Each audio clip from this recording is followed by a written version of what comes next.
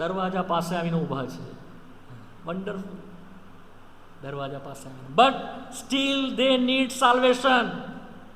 દરવાજા પાસે આવીને ઊભા છે, છતાં પણ તેઓને તારણની જરૂર છે. ઈસુ ખ્રિસ્તની સુવાર્તા સાંભળીને સ્વીકાર કરવાની જરૂર છે. જો નહીં સાંભળશે તો અહીંયાથી અટકી હશે.